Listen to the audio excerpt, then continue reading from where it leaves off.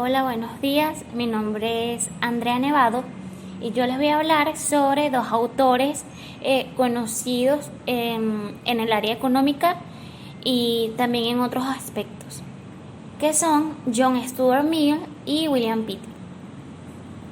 Primero voy a comenzar con John Stuart Mill.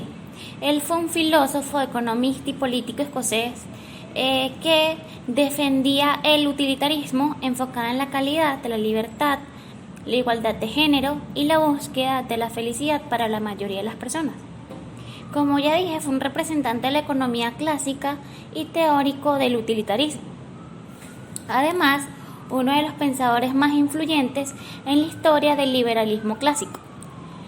Fue miembro también del Partido Liberal, participó activamente en la aprobación del proyecto de la Ley de Reforma de 1867, la reforma de la tenencia de la tierra en Irlanda, la reforma del gobierno de Londres y los derechos de las mujeres en la esclavitud de la mujer. Ahora voy a dar una breve biografía sobre John Stuart Mill. Él fue un economista reconocido, filósofo y político de origen inglés. Nació el 20 de mayo de 1806 y fue en Francia donde se formó académicamente para estudiar todo lo relacionado con la economía, el derecho y la filosofía. Además, su principal motivo para desarrollarse en esta área viene desde su padre, ya que él fue también un reconocido filósofo llamado James Mill.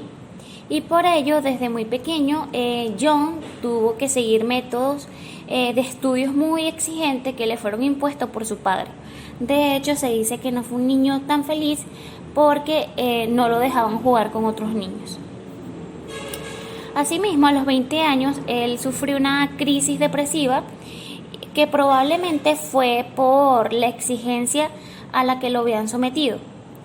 Pero después de varios años, consigue recuperarse, abriéndose otras fuentes intelectuales que eran más alejadas a lo que le enseñaba su padre. Y se interesó particularmente por las ideas del positivismo de Comte, el socialismo y el romanticismo.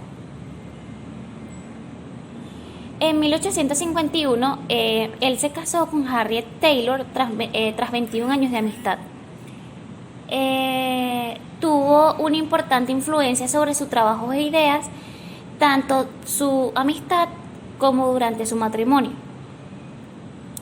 Y la relación con ella lo inspiró a la defensa de los derechos de las mujeres por parte de Mill.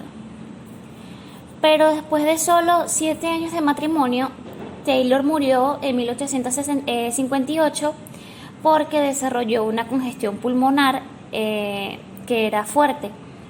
Y en 1873 John Mill murió en Francia y su cuerpo fue enterrado junto al de su esposa. Ahora vamos a pasar a otro punto, que es el origen y la cronología. Primero, en 1809, cuando solo tenía 3 años, a él le enseñaron el alfabeto griego y muchas palabras griegas con sus correspondientes traducciones en inglés. En 1814, cuando tenía 8 años, empezó a estudiar latín y álgebra y de hecho fue designado como profesor de los niños más pequeños de su familia.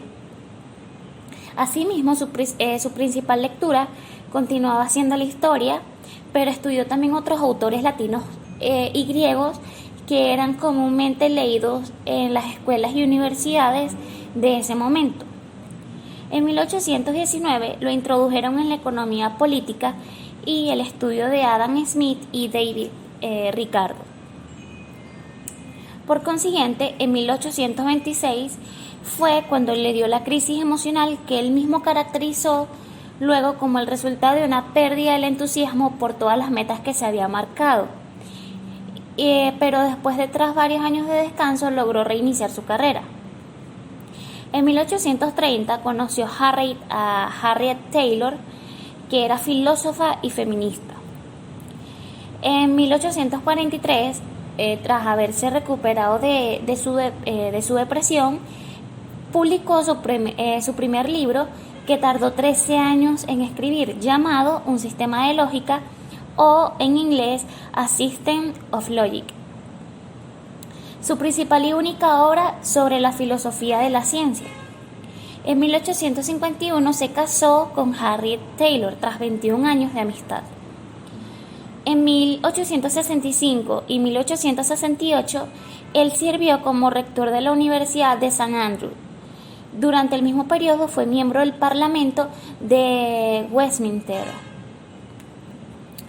Asimismo, en 1867 fue elegido miembro de la American Philosophical Society. Por último, en 1873 murió en Francia. Ahora, entre las principales obras de John Stuart Mill están Un sistema de lógica. La otra es Ensayos sobre algunas cuestiones disputadas en economía política. En 1848 publicó una que se llama Principios de Economía Política, con algunas de sus aplicaciones a la filosofía social. También en 1859 publicó Sobre la libertad. Por consiguiente, una que se llama Consideraciones sobre el gobierno representativo. En 1863 publicó una que se llama El utilitarismo. En 1865 El examen de la filosofía de Sir William Hamilton. Asimismo, El sometimiento de la mujer y la esclavitud femenina. Y en 1873 la autobiografía. Esas fueron algunas de las obras principales de John Mill. Ahora, en cuanto a su doctrina y teoría, él fue un defensor del utilitarismo enfocado en la calidad, la libertad, la igualdad de género y la búsqueda de la felicidad para la mayoría de las personas. Entonces, algunas ideas y teorías son el positivismo y empirismo, que el conocimiento se deriva de la experiencia, por lo que necesariamente es limitado, ya que no podemos observar todo y solo podemos observar solo una parte y sacar conclusiones. También otra idea es la libertad y principio del daño. Y es que todos los individuos deben ser libres de tomar las acciones que consideran pertinentes, siempre y cuando no impongan daño sobre los otros. Otra es la libertad de expresión. Y aquí la libertad de expresar y discutir ideas es una condición importante para el progreso social. Y aunque las ideas de otras personas no nos gusten, el debate ayuda a reconocer los fallos de sus ideas, a abrirse a otros puntos de vista y reforzar el adecuado razonamiento. También tenemos la democracia con respecto de las minorías. Y es que las sociedades deben crear mecanismos para limitar el poder que tienen los gobernantes, que solo buscan su propio beneficio. Asimismo, deben proteger a la minoría de la tiranía, en donde se imponen ideas solo por el número, pero sin respeto a grupos minoritarios. Otra idea también es no a la esclavitud, ya que renegó de las ideas que supuestamente justificaban a la esclavitud. Solo por asumir una inferioridad genética e intelectual. También tenemos el feminismo, ya que el sometimiento de la mujer constituye un modelo social obsoleto basado en prejuicios y que afecta gravemente el progreso social. Asimismo, también está la propiedad pública de los recursos naturales, y es que el progreso económico no debe ser a costa de la sobreexplotación y posible extinción de los recursos naturales. Otra idea es el utilitarismo, y es que este se trata del principio de actuar con el fin de conseguir la mayor felicidad para el mayor número de personas posibles. También él distinguió su concepto de utilidad basándose en la calidad del sentimiento de satisfacción en vez de la cantidad, como habían propuesto autores anteriores. Finalmente, ¿qué es la teoría de la libertad? Bueno, John Stuart Mill fue un gran defensor de todo lo que estuviese relacionado con la libertad, y la obra en la que más habló al respecto fue titulado Sobre la libertad.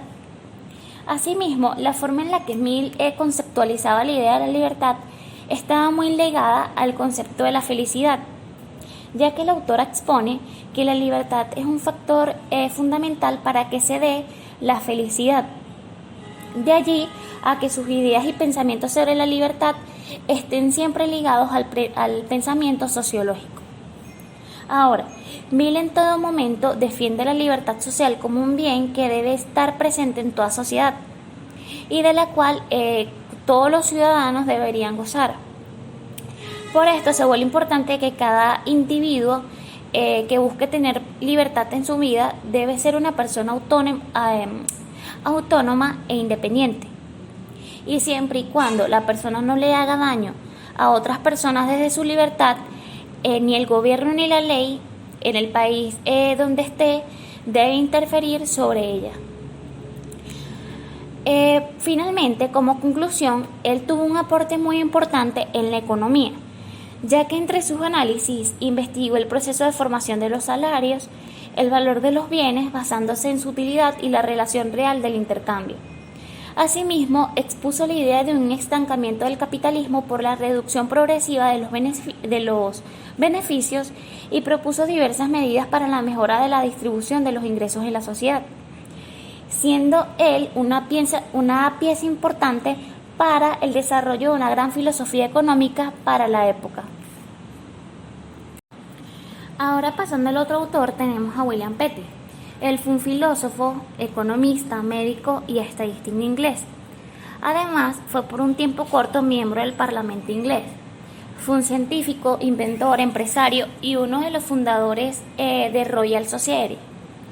También fue conocido por sus escritos de historia económica y estadística previos al trabajo de Adam Smith. Y por último, fue creador del término pleno empleo y formulador de la ley de Petty. Ahora les daré una biografía breve. Él nació el 26 de mayo de 1623.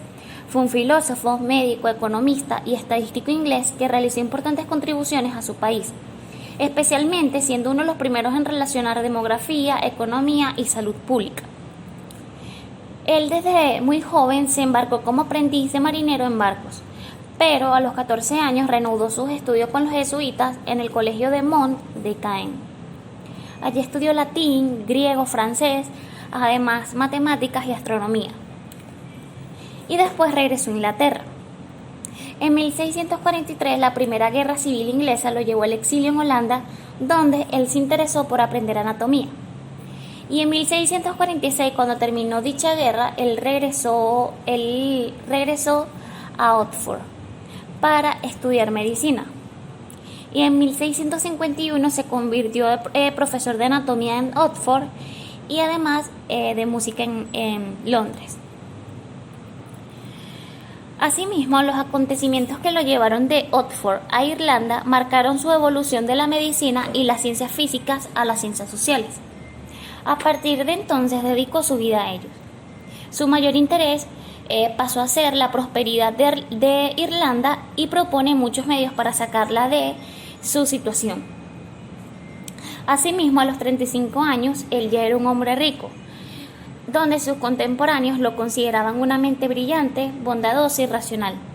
Sin embargo, él seguía sin estar seguro de la sostenibilidad de sus propiedades y además estaba frustrado por sus fracasos políticos. En 1685, él regresó a Londres y murió 2 años después. Pasando a otro punto, tenemos el origen y la cronología.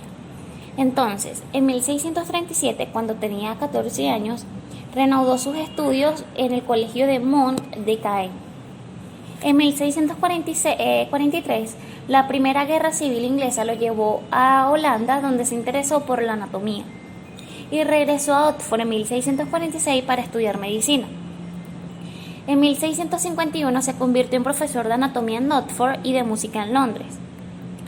Asimismo, en 1652 se unió al ejército de Oliver Cromwell en Irlanda como médico general.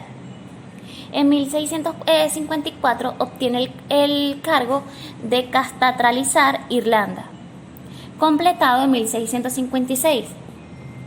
En 1662 es invitado a unirse a la Royal Society, donde escribió su primer trabajo de economía, el Tratado de Impuestos. Regresó a Irlanda en 1666, donde pasó gran parte de los siguientes 20 años. En 1685 regresó a Londres y murió en 1687. En cuanto a la teoría y las doctrinas, tenemos que la primera, las cuentas nacionales, que él al hacer sus cálculos introduce los primeros análisis del producto y la riqueza nacional, que era mucho más que oro y plata. Él también produce estimaciones, algunas más confiables que otras, de diversos componentes del ingreso nacional, incluido la tierra, los barcos, la propiedad personal y las viviendas. Luego distinguió entre fondos y valores y flujo de ellos.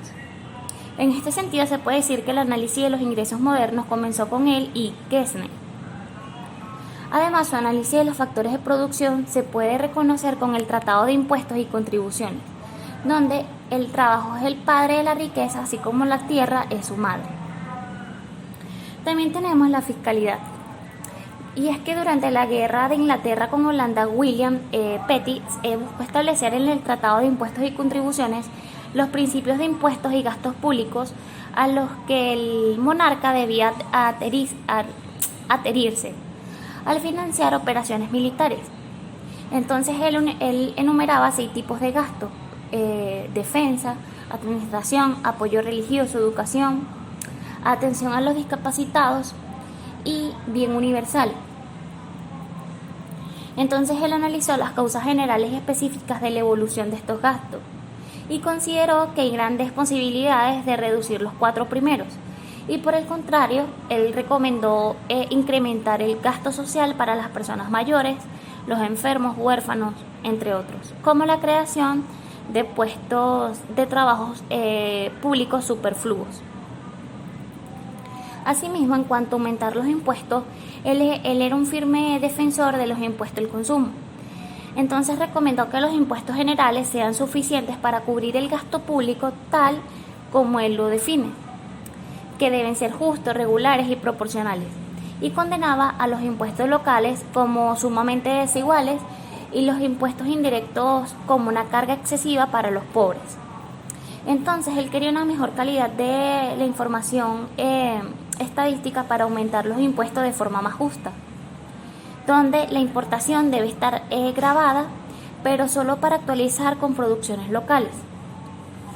Asimismo, un aspecto importante de las economías de esa época fue su transformación de una economía de trueque a una economía monetarizada, donde estaba consciente de la escasez de la moneda, pero él recomendaba que los impuestos se paguen en otras formas, que no sean el oro y la plata, y que él estimaba que representaban al menos el 1% de la riqueza nacional. Entonces para él se le daba demasiada importancia al dinero. Otra teoría es la oferta de dinero y su velocidad de circulación. Él creía que era necesario que cualquier nación tuviera una cantidad mínima de moneda para poder realizar su comercio.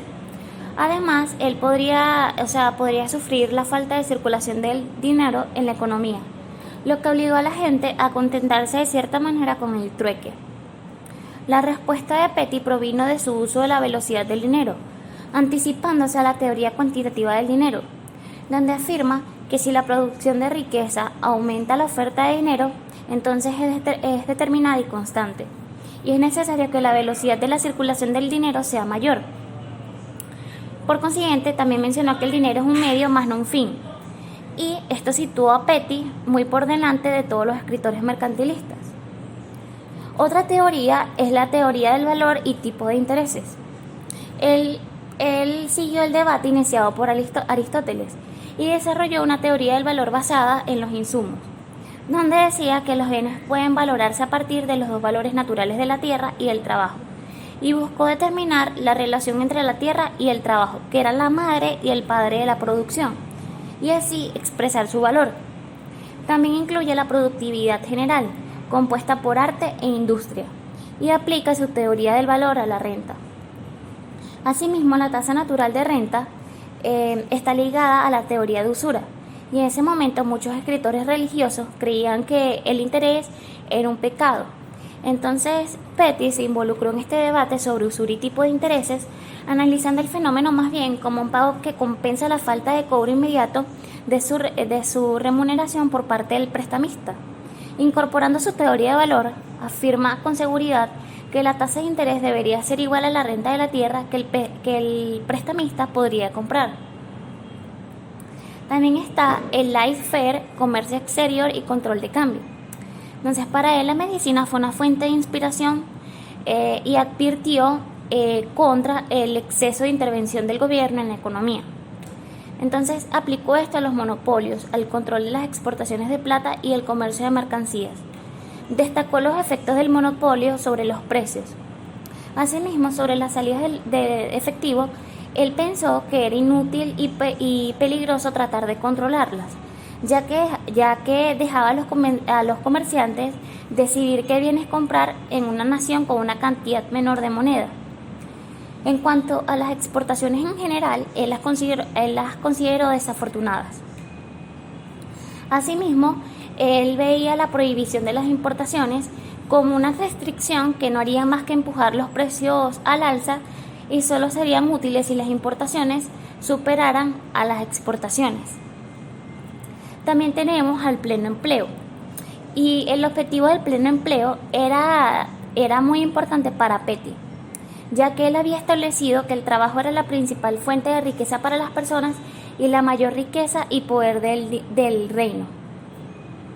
Asimismo, él usó como ejemplo que si el 10% de la población puede producir suficientes alimentos para todos, con el 80% del resto empleado en industrias de exportación, administración, producción de artículos de lujo y los sectores legales, médicos o minoristas, como el 10% de desempleados puede encontrar su alimento.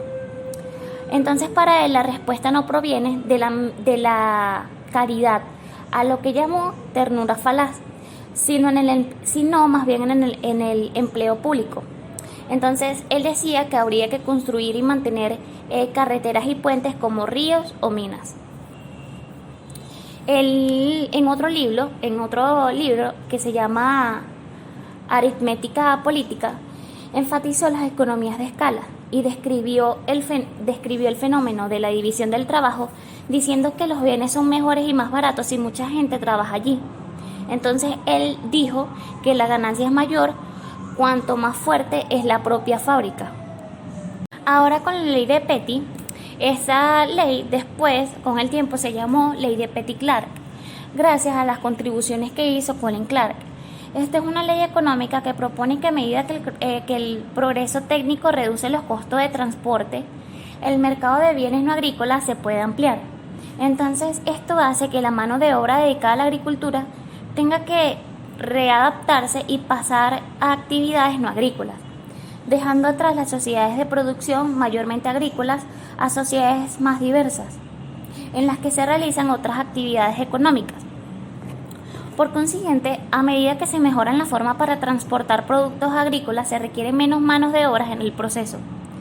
Entonces, esto hace que se den cambios estructurales en la sociedad, puesto que quienes estaban implicados en hacer este proceso pierden sus empleos y se ven obligados a buscar trabajo en las ciudades.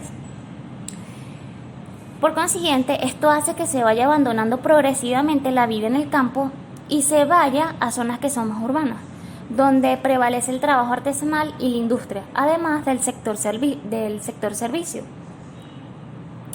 Con las contribuciones de Clark se concluyó que una de las formas principales en las que se manifiesta el progreso económico es en la continua transferencia del trabajo del sector primario al secundario y después al terciario. Esto quiere decir que a medida que se pasa del sector agrícola al industrial y después al servicio, de acuerdo con las ideas que tuvo Petty Clark, se va progresando económicamente. Pasando a otro punto, tenemos las obras, donde entre las principales dedicadas a la economía política son el Tratado de los Impuestos y Contribuciones, que fue publicado en 1662, Palabras a un prudente, publicada en 1664, Anatomía Política de Irlanda, publicada en 1672, y Aritmética Política, publicada en 1676, entre otras obras. Para concluir, William Petty fue uno de los fundadores de la econometría, que es una rama importante de la economía y consiste en la aplicación de las matemáticas y estadísticas al análisis económico. Asimismo, él tuvo una visión de la economía que era muy similar a la concepción sistemática de la medicina. Esto quiere decir que él asumía cada problema económico como una parte integrante de un conjunto mayor que necesita ser medido para poder ser conocido. Entonces, es precisamente por esta contribución que Marx llamó a William Petty el fundador de la economía política moderna. Por consiguiente, él se apartó del mercantilismo, que era dominante en su época, y anticipó muchas de las ideas de los economistas clásicos, como la importancia económica de la división del trabajo y su teoría del valor. Por ejemplo, él consideraba que el intercambio está sometido a las leyes naturales y que es inútil oponerse, ya que los precios siempre vuelven a su nivel natural, algo que señalaron muchos autores posteriormente. Asimismo, la aritmética política de William Petty introducía las matemáticas y estadísticas a los problemas que se buscaban analizar. Sin embargo, esta estaba pensada principalmente para reunir los elementos esenciales del problema práctico que buscaba resolver, más que para construir una descripción perfecta de la realidad. Por otra parte, uno de los objetos de análisis de William Petty fue el dinero en la economía, y aunque fue capaz de observar la relación entre cantidad de dinero y el nivel de actividad económica, no vio la relación entre cantidad de dinero y precios, que conforma la base de la teoría cuantitativa del dinero. Asimismo, él era consciente de la importancia del dinero e hizo una analogía que era propia de un médico, que decía que el dinero era como la grasa del cuerpo, que si es excesiva, la cantidad impide que tengamos agilidad, pero sin embargo es necesario tener un poco para que el cuerpo se vea bonito y saludable. Entonces, para William Petty, el dinero permitía de alguna manera aceitar la economía de un país, por así decirlo. Él además fue un precursor del concepto de velocidad de circulación del dinero. Finalmente, su mayor logro fue que logró introducir un cambio decisivo en el método económico, donde a él lo siguieron muchos y lo admiraron, pero también hubieron otros que no y no lo siguieron. Muchas gracias por su atención.